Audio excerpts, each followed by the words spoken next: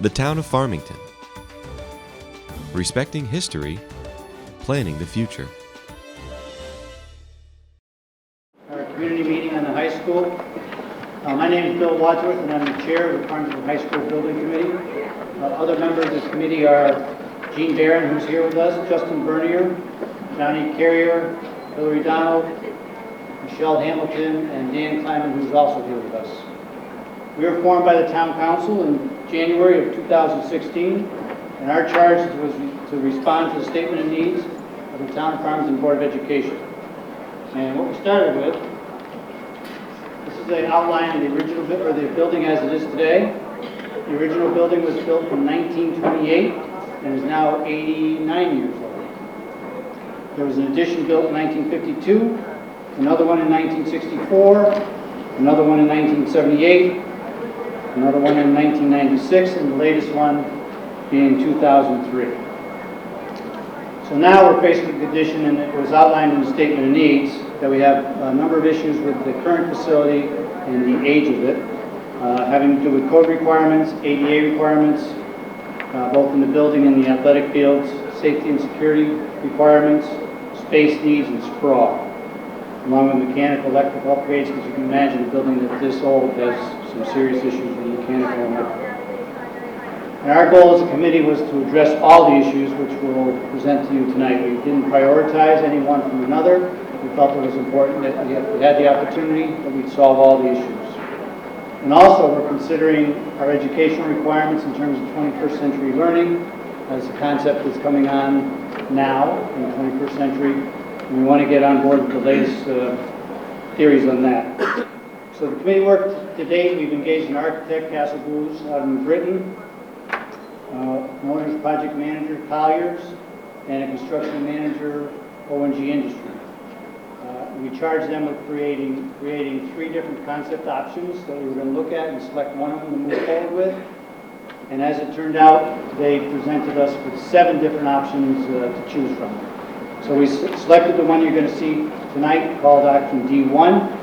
The architect is currently developing schematic designs for option D1, and the construction manager is currently pricing option D1. So our committee work going forward, we're going to make a presentation to the Board of Education sometime in May, along with the town council sometime in May, and with the hopes of getting a referendum question that would be on the ballot in June 15, 2017.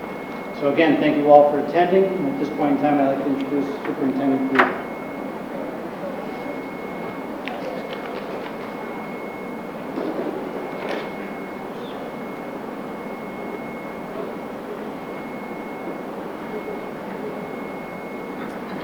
Thank you, Bill. Good evening, Farmington families, the Farmington High School Building Committee members, and community members. I, along with Dr. Silva, the Farmington High School Principal, and Kim Wynn, Assistant Superintendent, will provide an overview of the existing conditions of our FHS building, as well as information on community feedback sessions related to this building project and the attributes of a school facility that promotes and supports Farmington's visionary goals, our instructional approach, priorities, and innovative programming to prepare all of our high school students for success in college and careers and in a complex and ever-changing world community.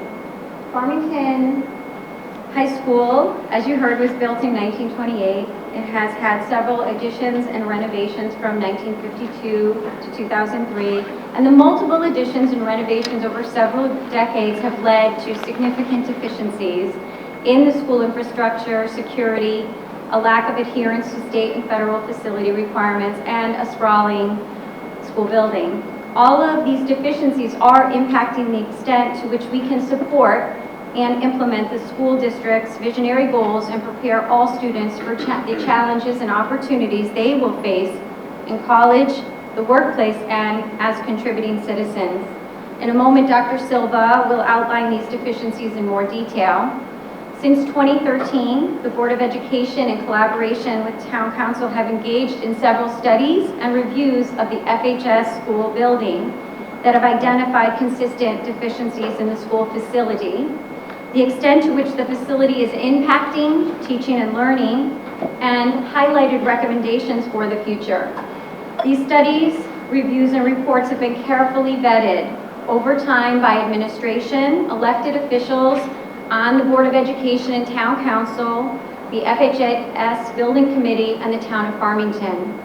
This slide outlines all of the studies, reviews, and reports that we have initiated, analyzed, and synthesized since 2013.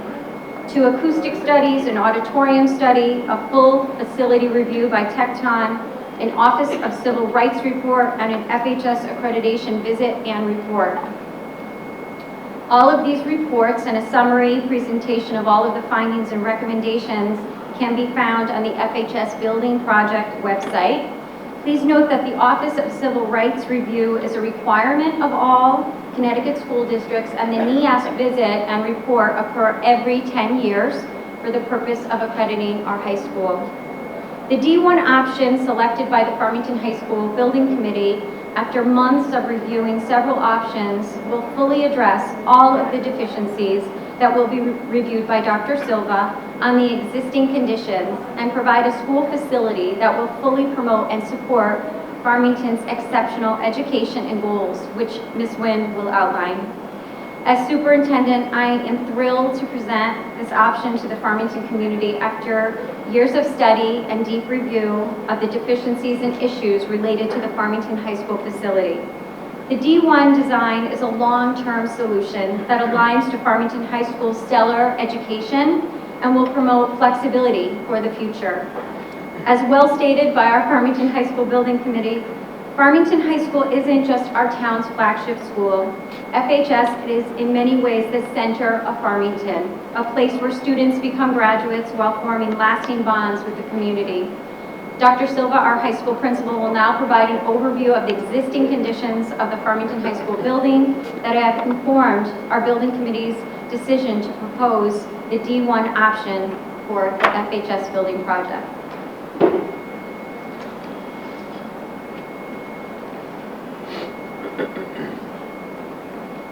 Thank you, Kathy, and thank you everyone for coming out tonight. So this slide behind me that shows these different studies and reports, and as Kathy mentioned, these are all on the website if you want to review them in more detail. And what the next several slides do is, kind of pull some of the facts and figures from multiple reports to give an outline of some of the existing conditions. And when I think about where these reports came from, they really came from the lived experience of students and teachers and staff in this building. All of these involve interviews with teachers and students and staff. And so as someone who has works in this building and spends a lot of time in this building, and when you first come in, this is a beautifully maintained building. The custodians and maintenance staff work well to make it look good. But it's when you really are here on a day-to-day basis and you experience it that you really see some of the limitations of the facility.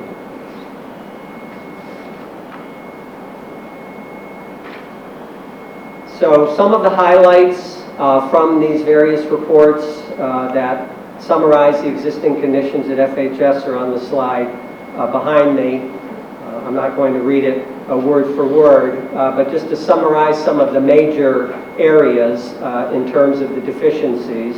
One has to do with inadequate compliance with state and federal requirements regarding accessibility.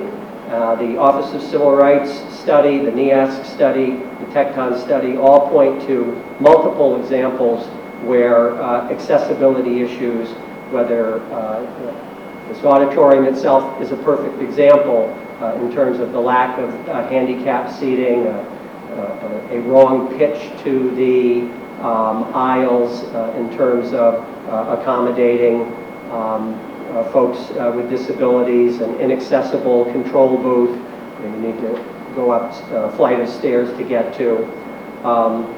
Another area of deficiency has to do with security. We'd like to talk about those 23 points of entry and exit, and certainly that's something that we think about. No identifiable main entry. Anyone who's tried to get their students safely into the building, and as they dodge cars in the student parking lot and have to cross a line of traffic to get in that door, understand some of the challenges there. In terms of infrastructure, problems in a variety of areas, the aging mechanical systems, and this includes heating, plumbing, electrical, and this causes a need for continuous maintenance and repair. And those folks who went on the tour tonight saw some strategically placed buckets, and that was not cosmetic or planned. It's just those were where the leaks were, and we wanted to be sure to catch the leaks as they were coming down. So.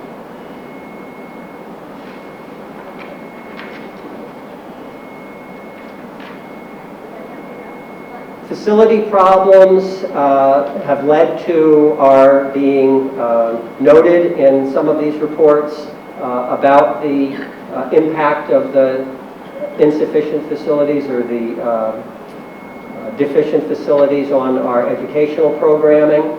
The most significant one to my mind was the report by the New England Association of Schools and Colleges, or NIAC, which is our regional accrediting agency. And they visited in the fall of 2015 and produced their report in the spring of 2016. And in that report, due to their evaluation of our facility, we were placed on warning. And I'll just read that paragraph at the bottom, which comes from the report, that facility and space issues are constraining the implementation of curriculum and instruction, and there is a lack of full compliance with state and federal laws related to the facility at FHS. If you read our NIAC report, it's an incredibly good report about this high school in terms of the teaching and learning that happens here, but they do point out how teaching and learning is impacted negatively because of the facility and the constraints that it puts upon what is an otherwise excellent program.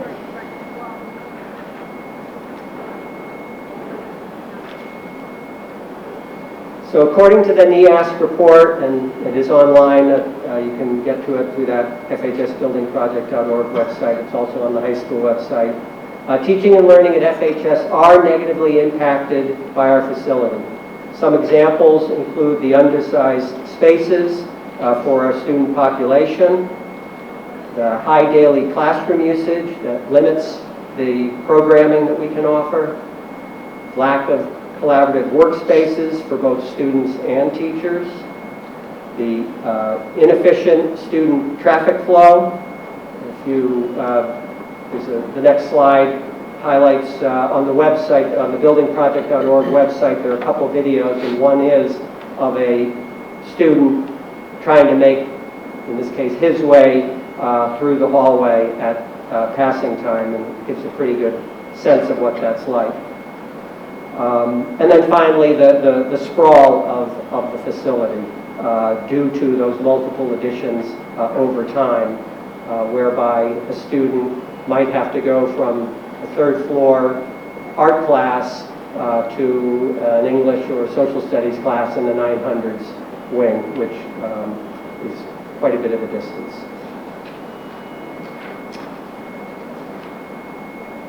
So we have offered tours. There was actually a tour this evening. There are other tours scheduled for the spring, and a calendar for those is on the buildingproject.org website.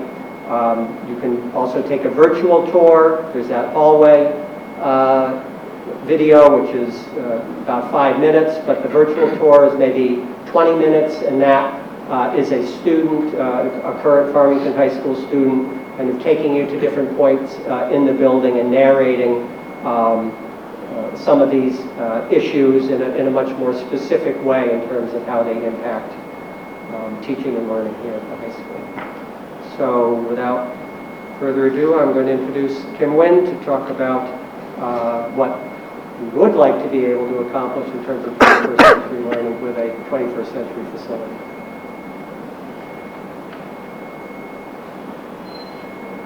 Thank you, Bill. And again, I extend my thanks to all of you for coming out this evening. 7 years ago in 2010, we launched a 21st century vision of the graduate that represents our shared commitment to ensuring that Farmington students graduate from high school with the essential core content knowledge, but also the thinking skills and learner dispositions they will need to be successful as college students, employees, entrepreneurs, and global citizens. As administrators and teachers, we have been in the business of transforming our curriculum and instructional strategies K-12 to meet these expectations ever since. Here at the high school, we can tell you that the facility matters when it comes to providing the learning environment that will support students as they engage in collaborative problem solving, innovative and creative design work, public speaking and persuasive communication, critical thinking in a digital world, and in every aspect of their education, learn to become self-directed, resourceful, persistent, and resilient learners. A building that was designed to have isolated classrooms with rows of desks facing front does not support the kind of interactive, student-centered learning that is the current model of education. This next slide gives you a brief overview of the features of a school that is designed to promote 21st century learning. In schools like this, you see flexible work areas where students are doing project-based work or having discussions in small groups, while also providing quiet spaces for individuals to do independent work. You see spaces outfitted for the creative design process, large common areas where teachers and students can spontaneously meet to explore new ideas together and to extend learning beyond classroom time. Exhibition spaces that help students see other students' work, both in process and as finished products. And you see a true commitment to access for all, accommodating and welcoming all students as well as the community into the school.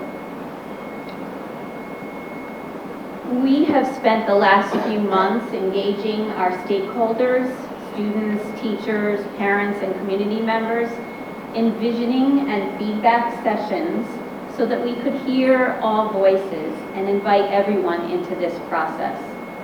This slide is a summary of the stakeholder feedback we received, and as you can see, it aligns very well with the features of a modern building that will enhance learning and allow all of our students to pursue their interests.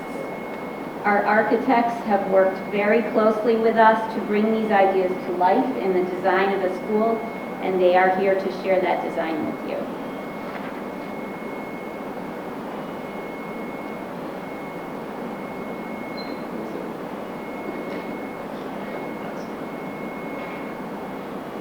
Good evening. My name is Mark Skolenko of Colliers International, the project management firm engaged by the town of Farmington. And I'm excited to be working on this project. Before we get to the fun stuff, which is looking at the plans and how they've evolved, I just wanted to talk a bit about the activities that have transpired since our last public information session back in December. There's been a lot of activities, many meetings. I can't tell you how many meetings the building committee, the administration, town folks have put into this process and this project. So I'm just going to highlight a few of the key activities that have transpired again since December. The design team, Castle Booz, completed the 3 options that they were charged with initially developing for the building committee to review. That was completed at the end of the year, December 31st. End of January, the building committee reviewed those 3 options with pricing associated with those 3 options. The building committee at that meeting charged the project team to go back and develop 3 new options with an eye on reducing the scope and the cost of the project. So the design team went back and in February came up with 3 new options for budget development and for presentation. On March 1st, the building committee met and approved one of those 3 options that we're calling D1 for further development into schematic design. And the design team is just about completed with the schematic design efforts on that D1 option, which is what you'll see this evening.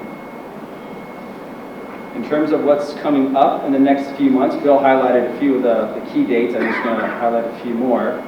TPZ meeting is on April 10th, where that will be an informal review of the schematic design package. O&G, the construction management firm engaged by the town, will be completing the pricing of the schematic design package.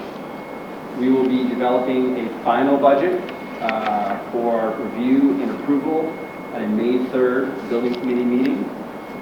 And then with their approval, we start the process of going through the town agencies. So TPZ will see a formal submission on May 8th. The Board of Ed, the Board of Ed will also see the plans on their May 22nd meeting. And then on May 23rd, there will be a town council meeting to approve the schematic design package, again, inclusive of costs of the project. And then, as Bill noted, a referendum middle of June 2017. And with a successful referendum, our plan is to submit the project to the state of Connecticut, the Office of School Construction Grants, for their grant application by June 30th. I should note, going back, because I think I skipped over it, we did meet with the state of Connecticut, the OSCG, after the selection of the D1 option. They are the funding source for this project. And they were very pleased with the process that led to the selected option, as well as the option that was ultimately selected. So it's good to have them in our camp so early on in the project. With that, I'll turn it over to the design team and Mr. Chuck Booz, who will kick off the presentation of the D1 option.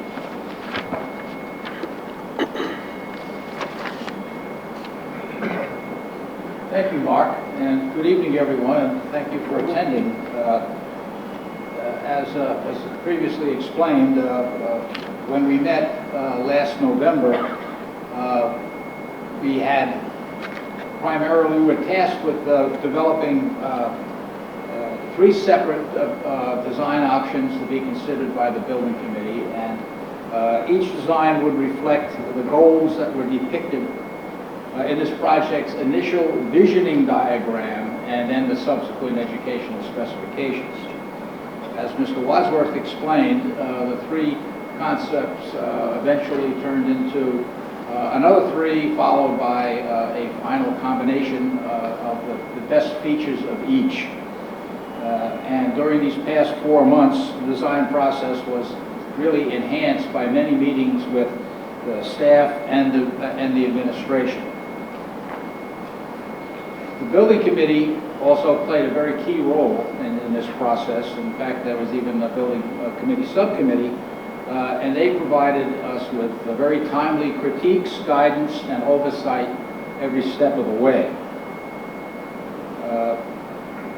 Option D1 will be explained to you tonight, and the option D1 was selected and really is a combination of the best of the previous exercises and design exercises. We feel that option D1 is the best choice to meet the town's 21st century educational needs, as well as the design, and this is important, as well as the design that will be the least disruptive to students and staff during the construction process. Thank you. Paul Dominoff is our chief designer, and he's lived this project, a town resident, and lived this project for the past 6 months. Thank you, Mr. Booth. Good evening, everyone. I'd like to take a minute and walk through option D1. I'm sure everyone will have a lot of questions, so I'll give a quick overview. As I start, first I want to start with this, we call it lately the patchwork drawing, because it shows, as Bill described earlier, all the additions that went on over time here at this facility.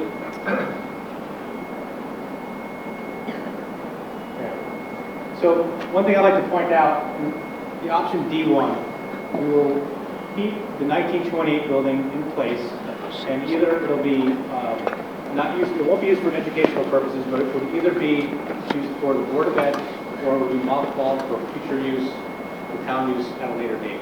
And not any educational classrooms in the 1928 building. So if you remember that as I walk through option D1, and also this portion is the 900 wing, which is a 2003 latest edition. We plan to keep a portion of that piece. It is the latest addition on the facility. So what option D1 says is, let's keep the 1920 building in place. Let's keep a portion of the 2003 building, but repurpose it instead of for classrooms. We'll repurpose it into a mechanical room and some kitchen area. So it will not be classrooms. D1 says let's demolish the remaining portion of the facility in its entirety. So if you remember this little piece as I move through the floor plan, that is really the starting point for the design. We're going to keep that piece and build a new school around it. Just to back up for a moment, back in, I believe, September, we had a townwide, had a visioning session for 2 days, and then met as a community, and got input with Dr. Frank Locker, who's our educational consultant. Sorry, what came of that is this diagram, which we call a relationship diagram. And what it says is it takes all the pieces of a facility and it tests what wants to be adjacent to one another and what does not want to be adjacent to each other. How the facility could be laid out. So this diagram says, okay, we will have 1, 2, 3, 4, 5, 6 learning communities that are in one section of the building. Think of this as the student zone. And then we'll have a public zone over here, which would include the auditorium, gymnasium, cafeteria, and in between, this dashed line represents sort of the security zone where you wouldn't have public mixing into the school classrooms as happens right now. You could walk down any corridor and get to any of the classrooms. So as a diagram, it kind of separates the public from the school use. And at the middle, if you notice, right here is the Learning Commons, which is philosophically the heart of the school. So what we try, this is our roadmap, and this is what it's kind of a guiding document, and that's what we used with some of the programming and all the interviews we had with faculty and staff as we started laying out these options. So with that background, here's the main level of option D1. To orient everybody, this little piece right here, that gray piece, that's the 2003 900 right there. That's the portion that we plan to keep. So it's no longer classrooms, it is mechanical space and kitchen and surgery. So what D1 says is let's build a brand new multi-story, 3-story academic wing in the east parking lot here. And then demolish the rest of the school, have the auditorium, gymnasium, and their support functions such as fitness and choral, and flight ed. Can you speak up, please? Oh, sure. Sorry. Okay, here we go. Have that on, this is the public side of the building, and then tie the two together with a straight boulevard that connects the student zone with the public zone. And right in the middle, at the heart of the school, is the Learning Commons, as you saw in that diagram earlier. We also have the cafeteria that would tie sort of two sections of the building together. So let's walk through the main of the floor plan really quick. If you come in from the front, you get your credentials at administration. Come deeper.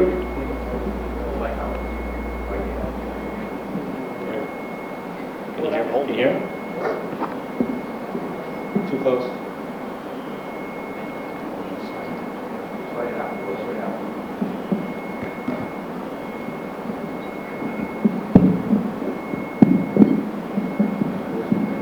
Got it.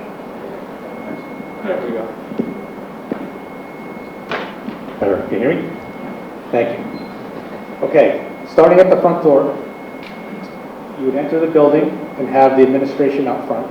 You would get your credentials through the secure, highly visible, secure main entry. As you go into the building, we have the first learning community here. So there's 6 of these. 1, 2, 3, 4, 5, 6, all stacked on 3 floors. Within each learning community, we have 7 classrooms. 1, 2, 3, 4, 5, 6, 7. 2 science rooms and a teacher planning area in the middle with associated toilets and a breakout space for collaboration in the middle. So what we try to do is efficiently stack these learning communities on top of one another to build efficiency into the design. As you go deeper into the school, you see the library and the learning commons, and the cafeteria, kitchen, and servery all here. Go deeper, you would get to the gymnasium, auditorium with their support functions. We placed band and choral adjacent to the auditorium. And we have tech ed as well that supports auditorium. We would have the auto shop and wood shop.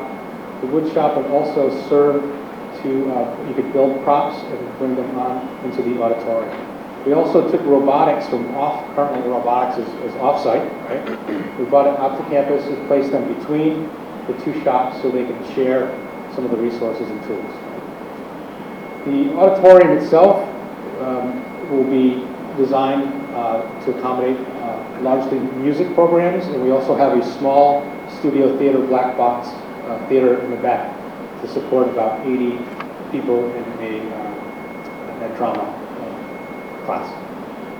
Across the hall, you have the gymnasium, auxiliary gym, some fitness, locker rooms, and some team locker rooms, all adjacent to the fields to the room. Again, mechanical room, receiving, and the service corridor back to the loading dock. Upper level. So we have, again, the learning communities that are stacked. They're all identical. This breakout space here would have some windows oriented out towards the Farmington River, and also this one would be oriented toward the new turf field.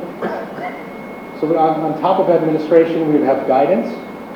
So if you came in as a parent, you would get your credentials, come up a separate stair or elevator to guidance, and then you'd be able to leave without traversing through the school like we do now. So we wouldn't have a need for parents traveling through the school during the school day.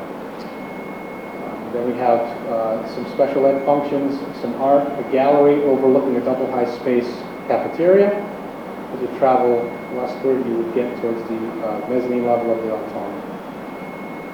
This is a space that we can look down into the learning commons of double high space media center. Upper level, largely the same with the learning communities. Those are the 5th and 6th. And we have some functions in the middle as well. I think that's special ed in the middle here. And this solution shows the Board of Ed either on this level, 3rd level of the facility, or, like I said earlier, it could be in the 1928 building. We currently designed it into this schematic design. This is what it would look like on the site. Orient everyone, here's the library, town hall, Monteith Drive. There. You get to the top of Monteith Drive, we have a parent loop, and then if you were on the bus, you come around the building and have a bus loop, so we're separating the parent and the bus. This is the 1928 building. The white represents the portion of the 900 wing that we keep. You would have the 3-story academic wing here, cafeteria, kitchen, auditorium, gymnasium, parking for students and faculty. This is the main entry, and this is the event entry on the back side. This D1 also takes the tennis courts in their current position and places them on the west side of the site. We'd have improvements on the site overall, such as handicap access to all the fields, dugouts, things of that nature. So, I think we'll do the video now. We did a quick massing model of the building from the exterior to see what it might look like. And we'd like to share that with you.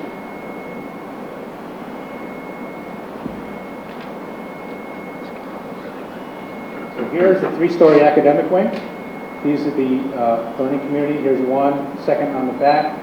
Here is the main entry, which would be administration on the main level, guidance on the second, Board of Ed on the 3rd level. So this is the view from the top of Monteith Drive. You can see the learning community. This is the breakout collaborative space. We plan to put some glass in there so we can get a lot of daylight into that space. As you spin around, this would be your approach if you're a parent dropping off. We have a space between the bus and parent drop where we could have almost like a quadrangle or a town green. The front would be highly visible, secure, and covered with a canopy for inclement weather. As we zoom back out, we're now going to come in towards this is the cafeteria in the middle section of the building. This box that you probably noticed in the plan that's twisted at an angle is the instrumental room. You can see that we have glass in the cafeteria, and we have the dining hall area as well, with some storefront glass. This is the auditorium, studio black box theater. You can just see the front of the 1928 building now over here. So this is the event entry for evening functions. We also want that to be highly visible, signature entry, where we have applied ed over here and we have a fitness room here. We want to screen the applied ed area with the wood shop and the auto shop. We're thinking about doing some sort of sculptural wall, perhaps displaying some of the student work. It could be made out of metal and wood. We have the gymnasium auxiliary gym with large translucent panels, fiberglass panels that will allow daylight into the building. And as we spin around, we come back to the front of the building, and we're looking at developing some sort of courtyard for the students, as they have that now at the senior patio. That's it. That's where we are. Thank you.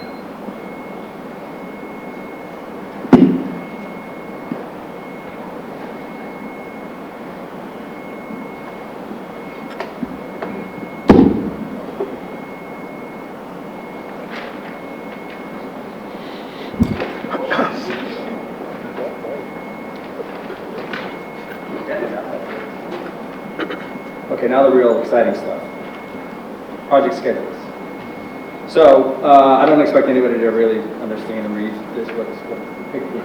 But this is basically the life of the project as we developed it a number of months ago.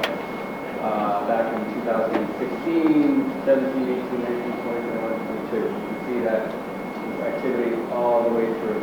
This red bar represents where we are roughly today in this early due diligence pre-referendum services phase.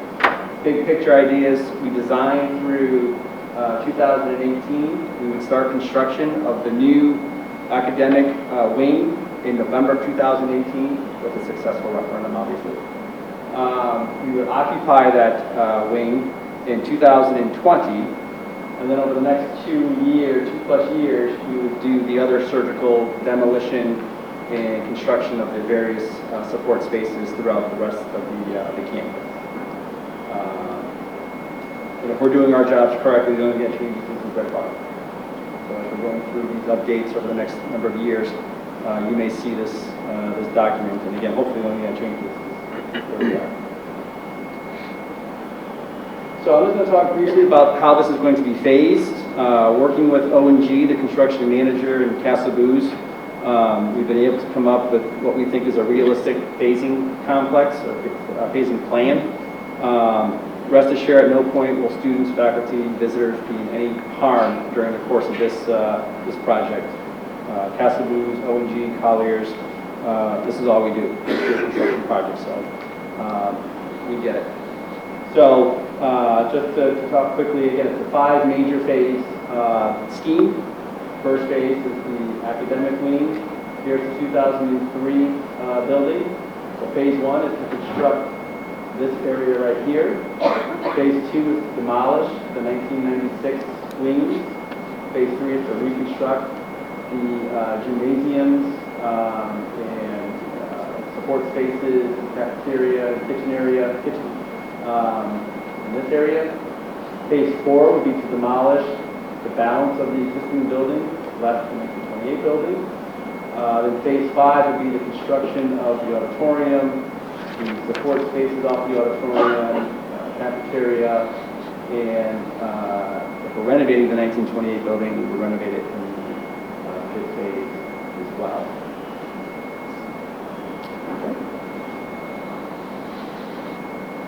In terms of costs, so as we presented these options back in both January and on March 1st, we developed ranges of costs because they were conceptual in nature, the program and the schemes.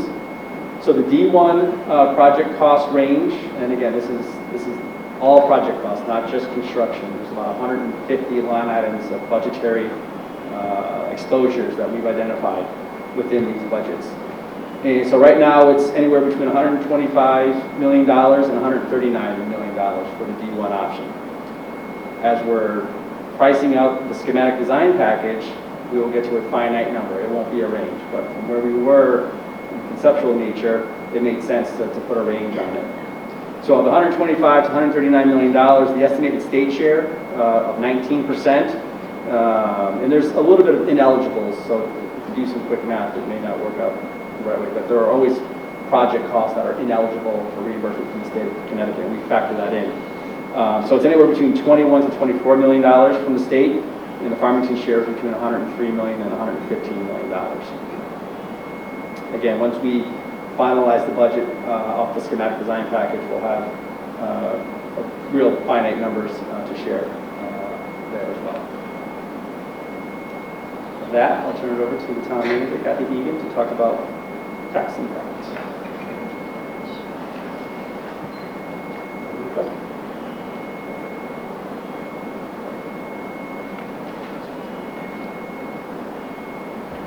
Good evening. I'm Kathy Egan. I'm the town manager here in Farmington. I'm here to present the projected tax impact for the project. The first thing I want to do is make some clarifications and remind everyone at this time that this is only an estimate. The second thing I wanted to say was that I am using the high end of the project budget range. Third, I'm deducting the state share. I'm also going to present this as a standalone project. There's numerous variables, which would include an interest rate could change, a homeowner's assessment could be different. And what we're really trying to do here is just to provide a snapshot of what the tax impact of a project of this size may cost.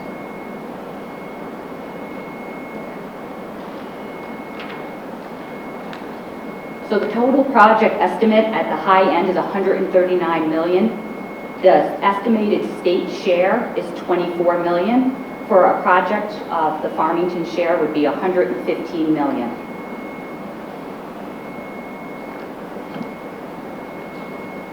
The tax impact estimate, it would be a bond issue of $115,200,000. The term would be 20 years.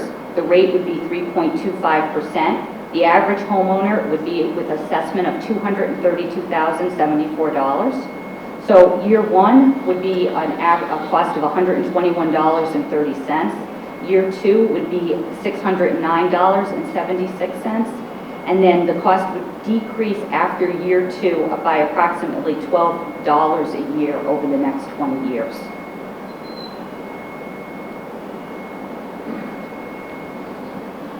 Thank you.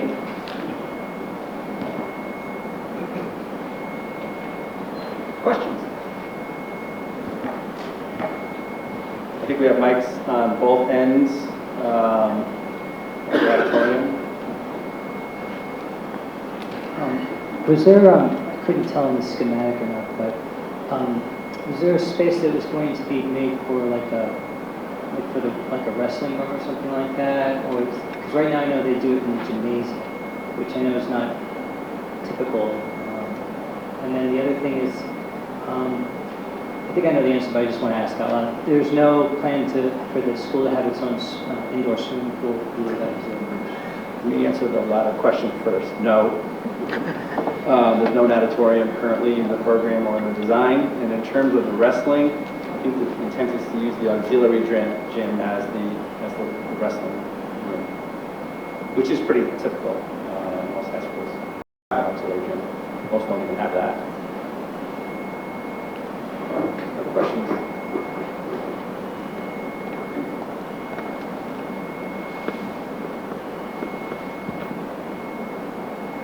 So the initial plan for the original 1928 building, I know in the early planning stages, was to put like town offices and Board of Ed in there, but with the updated schematic, if it should happen that that we currently have no use for the original building, you say you're just going to mothball it, do you know in any more detail what could happen to it?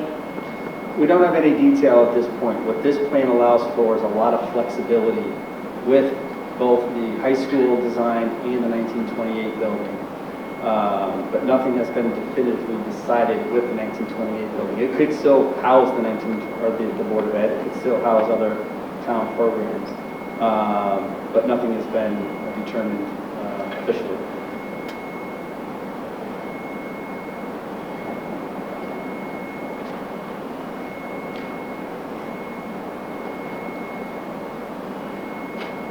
So with the design plan, there will be no classrooms, temporary classrooms?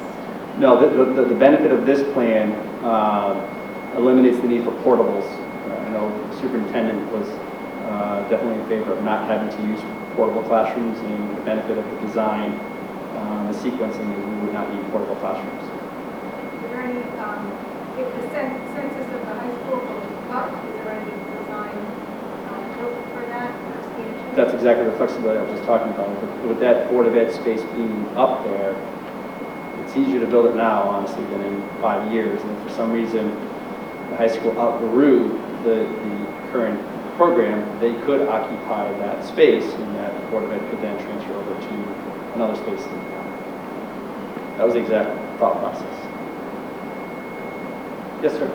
Yeah, of the original 3 plans or options that were come up with, the third one that was the mostly new building, I really like that. And then the committee instructed the architects to come back with some cheaper options. How much square footage was lost between those two, D1 and the previous option? And then another question, independent, are there any solar considerations that were going into this? I mean, this town initially went through a solar program, and I'm just wondering if we thought about this for the school. So I want to say about 50,000 square feet was reduced from all of the options that were redeveloped. The administration went through and made some painful cuts in terms of the program moving forward, and that was part of the charge of trying to reduce the scale and the scope of the project. In terms of sustainability, yes, this will be a very highly efficient building. The state of Connecticut mandates high efficient buildings if there's any state funding. Will there be solar photovoltaic or solar domestic hot water? We haven't gotten to that point yet, but it will be very efficient. Hi, good evening. First of all, it looks really pretty. It looks really nice. I'm really impressed by the design. But I did have a question. So I know that there's lots of talk every year about enrollment and enrollment numbers, and about how Farmington's enrollment isn't dropping the way that other towns are. So I'm just curious about the enrollment numbers you used in terms of looking at the space and whether it, whether it would accommodate kind of the enrollment in the future if it stays stable or even gets larger. So the state of Connecticut requires you to do an 8-year projected enrollment study with any school project, which the town engaged in a demographer for those services. This building is designed to accommodate the highest projected enrollment over the next 8 years. And then at that point, it's really a guess as to whether it will remain flat or decrease or increase. I do know when we met with the state, we were slightly under what the state offered, and they encouraged us to put a little more square footage in their building to maximize the square footage that they would reimburse based upon the 8-year high projected enrollment, which we have.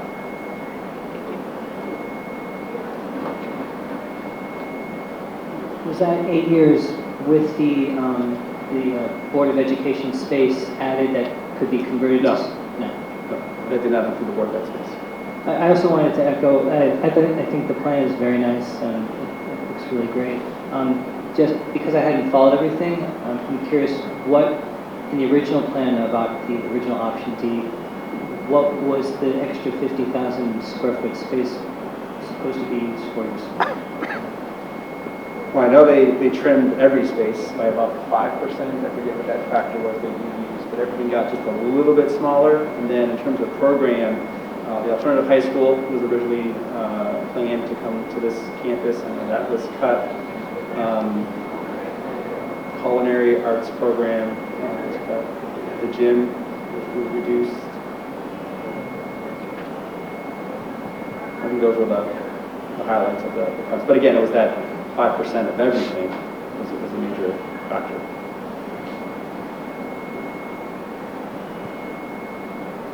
Any other questions? I got a bunch of them. I'll throw them all at you and you can answer. The Board of Education space, 10,000 square feet roughly. Is there Board of Education space right now? Is there a building that they're moving from, or what? Yeah, they're in the town hall right now. Okay. And that space is inefficient or not usable? That's They're one question. outgrowing it, inefficient.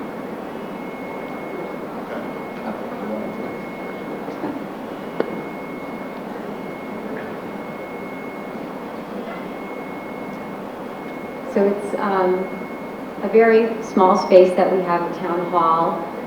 We just moved our special ed department from off-site at Noah Wallace to central office because we have always been separated from our special services department, and we moved Excel and continuing education to the depot, the train depot.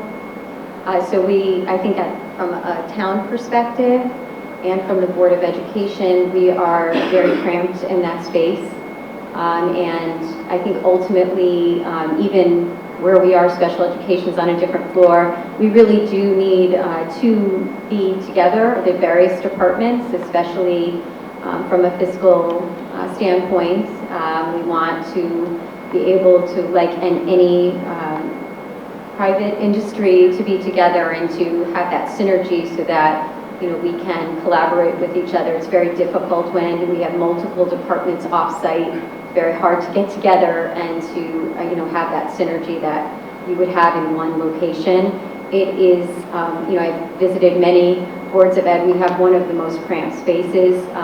We don't have a large central office department in general. I often cite that we're 160th out of 169 towns that we spend on administration. So we're a very lean administrative team, but we are very cramped. We've taken closets and made them into offices.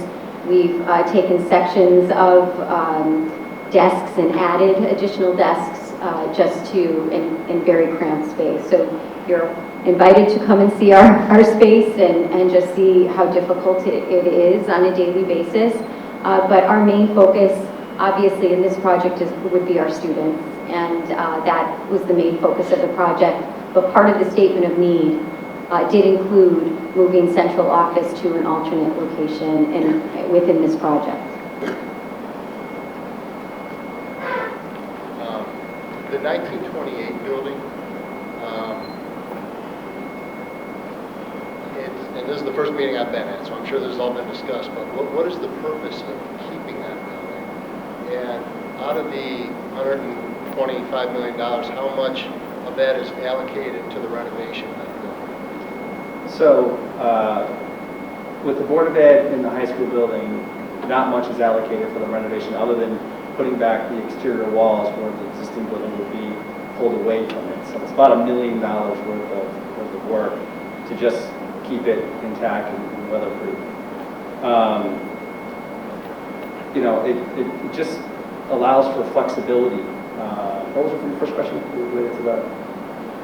I was just wondering why we're keeping it. It's a 1928 building. It's a landmark in town. It's right now the plan is to keep it. Are there options that include it not being there? Potentially. But again, it allows for flexibility for the town to use.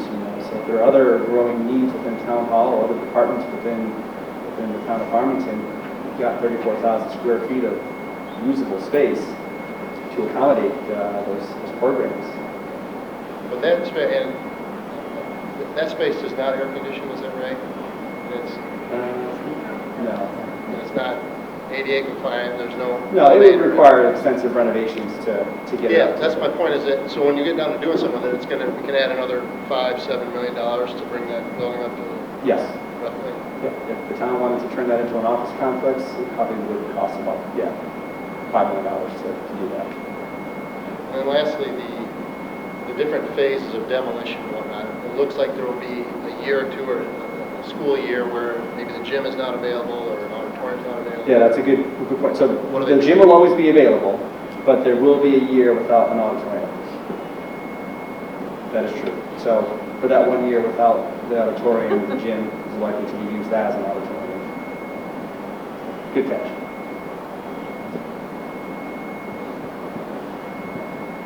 Other questions?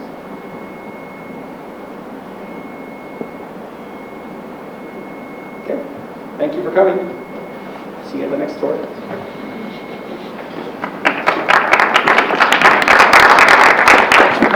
Yeah.